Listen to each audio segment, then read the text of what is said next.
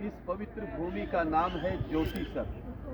ज्योति मैंने प्रकाश यानी कि भगवान कृष्ण जी ने यहाँ पर ज्ञान का ज्योति जलाया है। इस सरोवर को हम बोलते हैं ज्ञान का सरोवर और इसका मिलके बना फिर ज्योति सर।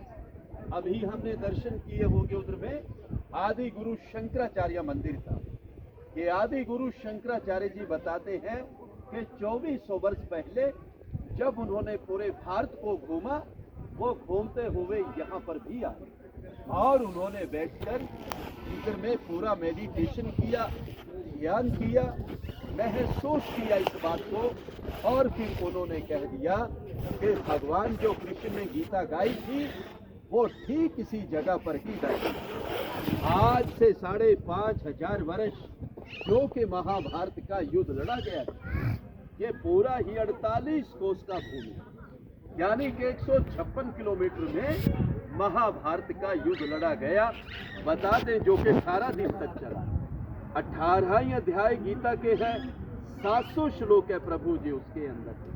आज जितना भी श्रद्धालु यहाँ पर दूर दराज से आता है, चाहे वो मुंबई से आता है, दिल्ली से आता है, चंडीगढ़ से आता है, हरियाणा से आता है, वो भारत का किसी भी कोने से आता है और आने के बाद उसके मन में एक ही सवाल होता है कि मैं जब भी कुरुक्षेत्र की भूमि पर जाऊंगा और फिर उधर में जाके ये सवाल करूंगा। सर उनका सवाल होता है सीधा साधा सा कि हमें वो लाल मिट्टी तो बताइए कि किधर है, क्योंकि उस समय बहुत ही भयानक युद्ध हुआ था और युद्ध के कारण ही वो पूरा का पूरा धरती लाल हो गया था। लेकिन आज वो लाल धरती अब हमको इधर में दिखाई नहीं देता। उस जमाने में बताते हैं कि उस समय इधर में ना तो किसी का मकान था ना किसी का घर था, ये बिल्कुल एक बंजर जमीन था कि जिधर से महाभारत का युद्ध लड़ा गया था। आज हम जिस पवित्र भूमि पे आए हैं ये है मध्यम यानी कि सेंटर पॉइंट कि जिधर से भगवान कृष्ण जी ने अर्जुन को गीता सुनाई। जब अर्जुन को इधर में आके मोह हो गया कि मेरे चाचा, मेरे दादा, मेरे बंधु, मेरे सखे तो है प्रभु, मैं मारूं तो किसको मारूं, तो भगवान कृष्ण जी ने फिर इस जगह से कह दिया अर्जुन अगर तू नहीं मारेगा तो मारे ये सब जाएंगे, इसलिए उठो और युद्ध का तैयारी करो। कहते हैं कि फिर इसी जगह से युद्ध का शुरुआत हुआ और इसी जगह से विराट रूप के अर्जुन को दर्शन भी हुआ। भगवान कृष्ण जी ने जब उनको दिव्य दृष्टि देकर अर्जुन को पूरे का पूरा ही ब्रह्मांड दिखा दिया था कि अर्जुन अब तो पूरा ब्रह्मांड देख सकता है, मैंने तेरे को दिव्य दृष्टि दे दिया। कहते हैं कि फिर इसी जगह पे आके अर्जुन का जो मोह था वो पूरी तरह से भंग हो चुका था।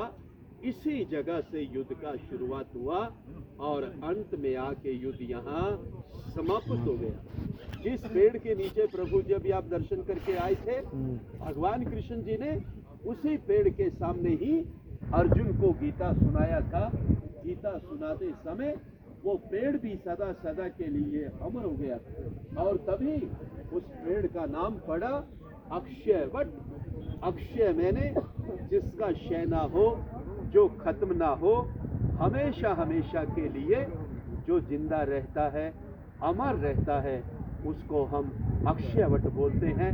बहुत सारे श्रद्धालु इधर में आते हैं, पेड़ को नमस्कार करते हैं और जो उनका मनोकामनाएं होता है वो इधर से पूर्ण किया जाता है। प्रभु जी हम जाएंगे और जाते समय हम पेड़ का परिक्रमा भी कर सकते हैं। उसमें एक मंत्र बोला जाता है, ओम नमो भगवते वासुदेवाय। इसी प्रकार से ये जो विराट रूप का मूर्ति को अभी हम देख रहे हैं, पूरा मेटल से बनाई गई मूर्ति है सर। इसका जो हाइट है वो 41 फुट के करीब है, इसका जो वेट है वो 40 टन के करीब है प्रभु। इसको बनाने में प्रभु जी 3 वर्ष लगे, जो कि नोएडा दिल्ली से बनके यहाँ पर इस मूर्ति को लगाया गया। अभी इस मूर्ति को इधर में लगे हुए भी 3 ही वर्ष हो चुके हैं।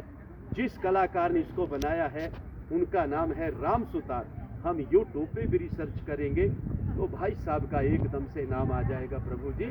आप चाहेंगे तो जाते समय हम विराट रूप का भी परिक्रमा कर सकते हैं प्रभु जी, ऐसा इधर का जानकारी है। आप अपनी तरफ से इस सेवक को जो भी अपनी तरफ से सेवा दे।